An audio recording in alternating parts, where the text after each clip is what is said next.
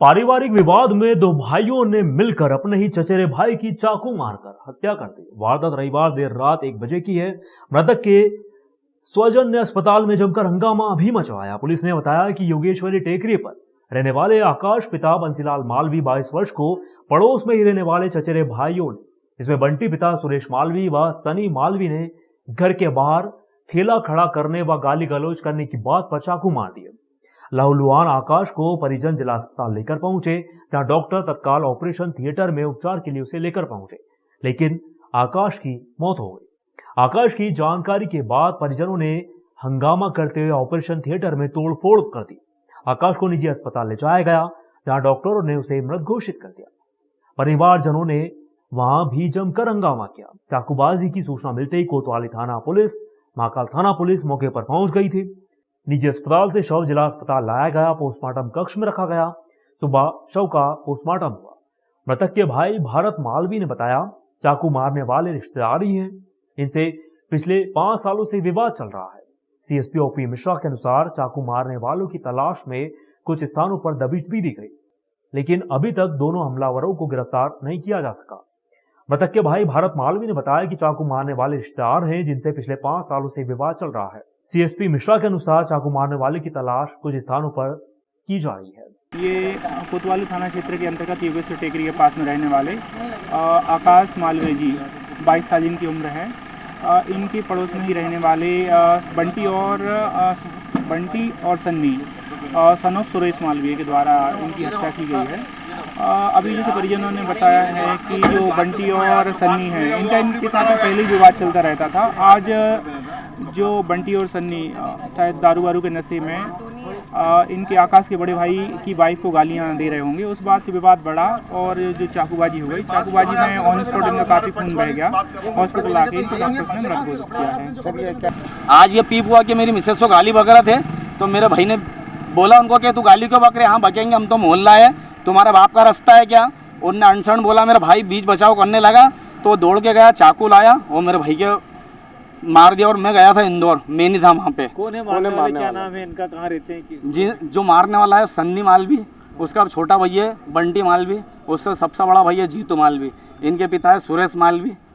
और मारा सन्नी ने मारा है और बंटी ने मारा है। दो ही भाई थे ये। आकाश पिता बंसीलाल मालवी को लगभग 12 बजे के करीबन एक अत्यंत गंभीर अवस्था में लेकर आया गया था। यहाँ पे मरीज के परिजनों को बता दिया गया था कि मरीज की स्थिति अत्यंत गंभीर है। तत्काल उन्हें प्राथमिक उपचार दिया गया। यहाँ पे जो सर्जन उपस्थित थे उनके द्वारा यहीं उन्हें देखा गया और ओटी में लिया गया, परंतु मरीज की अत्यंत गंभीर अवस्था थी, जैसा कि पहले मैंने बता दिया गया था। उसके दौरान भी उन्हें शिफ्ट किया गया, उपचार चालू किया गया, परंतु उपचार के दौरान ही ओटी में उनकी मृत्यु हो गई। परिजनों को इस बारे में सूचित किया गया तो उनके द्वारा यहाँ पर तोड़ाफाड़ी की गई है, जो कि आप लोग देख ही रहे हैं। प्रदेश के मुख्यमंत्री शिवराज सिंह चौहान द्वारा एक दिन पहले राजधानी भोपाल में ब्राह्मणों व पुजारियों को नई सौगातें मिली हैं। पुजारियों को 5,000 रुपए प्रति माह दिया जाएगा। इसके साथ ही मंदिर की भूमि पर भी पुजारियों का अधिकार ही होगा। मुख्यमंत्री शिवराज सिंह चौहान की घोषणाओं पर कांग्रेस विधायक व पूर्व केंद्रीय मंत्री जयवर्धन सिंह ने कटाक्ष करते हुए कहा कि मुख्यमंत्री केवल घोषणा करते हैं, ब्राह्मण समाज उनसे नाराज है। पूर्व मुख्यमंत्री कमलनाथ ने पुजारियों व ब्राह्मणों के लिए कई नीतियां बनाई थी। ब्राह्मणों को सम्मान भी मिलना चाहिए। जयवर्धन सिंह ने आगे कहा, जो काम 15 महीने कांग्रेस सरकार ने किए थे, वह काम भाजपा सरकार 15 साल में भी नहीं कर पाई। अगर कांग्रेस की सरकार बनी तो कांग्रेस के जो अधूरे काम थे उन्हें पूरा किया जाएगा। महाकाल लोक में जो भ्रष्टाचार हुआ है उसके दोषियों के खिलाफ कार्रवाई जरूर की जाएगी।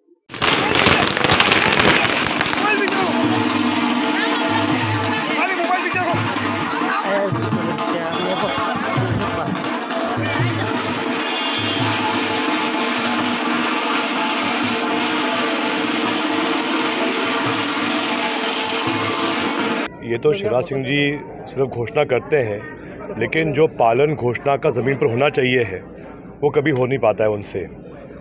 एक तरफ वो रहे हैं मुख्यमंत्री 17 साल के लिए, लेकिन इससे पहले उन्होंने कभी नहीं सोचा ब्राह्मण समाज के बारे में। उल्टा आज पूरे मध्य प्रदेश में ब्राह्मण समाज नाराज़ है सीएम साहब से। लेकिन हमने देखा कि जो कार्यकाल था कमलनाथ जी का 15 महीने का, उसमें उन्होंने अनेक नीतियाँ बनाई थी पुजारियों के लिए भी और ब्राह्मण समाज के लिए भी। मैं तो ये मानता हूँ कि हमारे ब्राह्मण समाज एक ऐसा समाज है जो दिन रात असली सेवा कर रहा है धर्म की। अगर आज किसी ने जो हमारी पुरानी परंपराएं हैं उनको सुरक्षित रखा है तो ब्राह्मण समाज ने रखा है। उनको पर्याप्त सम्मान मिलना चाहिए है और हमेशा कांग्रेस इसके लिए प्रतिबद्ध रहेगी। उज्जैन जनपद के ग्राम पंचायत दाऊदखेड़ी में रविवार को सरपंच तीर्थ यात्रा में सरपंच पुष्पा उदय सिंह दरबार के निवास पर राघवगढ़ विधायक पूर्व मंत्री जयवर्धन सिंह पहुंचे। यहां सरपंच प्रतिनिधि उदय सिंह दरबार ने पुष्पमाला व साफा पहनाकर उनका स्वागत किया। इस दौरान ग्राम पंचायत दाऊदखेड़ी निवासी करीब 60 बीपीएल धारी व वृद्ध महिलाओं को सरपंच ने स्वयं के वेतन व खर्चे पर तीर्थ यात्रा पर भेजा है। सरपंच तीर्थ यात्रा 3 दिवसीय होगी। इसमें खाटू श्याम दरबार, सावरे सेठ, पशुपतिनाथ मंदिर के दर्शन यात्रा करवाए जाएंगे। पूर्व मंत्री एवं कांग्रेस विधायक जयवर्धन सिंह ने औपचारिक तौर पर हरी झंडी दिखाकर यात्रा को रवाना किया। यह यात्रा एक स्लीपर बस, एक अन्य 4 पहिया वाहन से की जाएगी। इस दौरान कांग्रेस नगर अध्यक्ष रवि भदौरिया, विजय बल्दिया, अशोक भाटी, कुंदन माली, पार्षद फिरोज पठान सहित बड़ी संख्या में ग्रामीण जन मौजूद रहे। बढ़ेगी पंजे की इस बार अगर हमारी माता बहनों का पूर्ण आश्रम करने को मिलेगा तो एक एक घर को रसोई गैस की टंकी 1300 में नहीं, पंजे की रेट में देंगे 500 पे देंगे। जय हो माता दी, जय माता दी।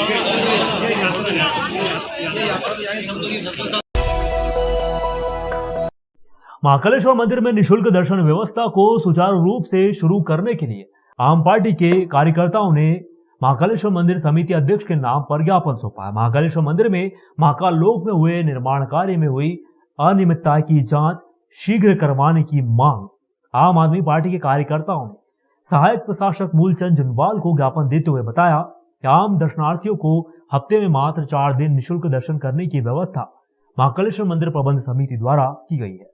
ऐसे में बाकी बचे 3 दिनों में जो दर्शनार्थी दर्शन करने के लिए आते हैं उन्हें शुल्क लेकर मां महाकालेश्वर के दर्शन गर्भगृह से करना पड़ते हैं। इसके कारण दर्शनार्थी अपने आप को ठगा सा महसूस करता है।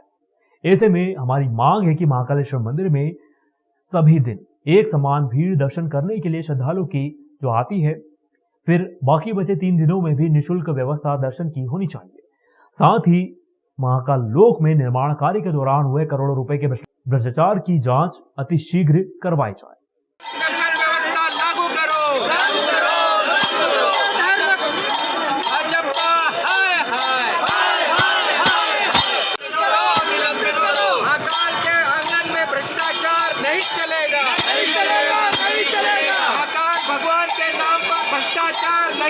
महाकाल मंदिर में आम दर्शनार्थियों के लिए निःशुल्क दर्शन व्यवस्था प्रतिबंधित कर दी गई है। सप्ताह में मात्र 4 दिवस आम व्यक्ति निःशुल्क दर्शन व्यवस्था कर सकता है। शेष दिन रसीद कटा के दर्शन करना पड़ रही है, जिसका विरोध किया है। महाकाल भगवान हम सबके श्रद्धा के केंद्र हैं।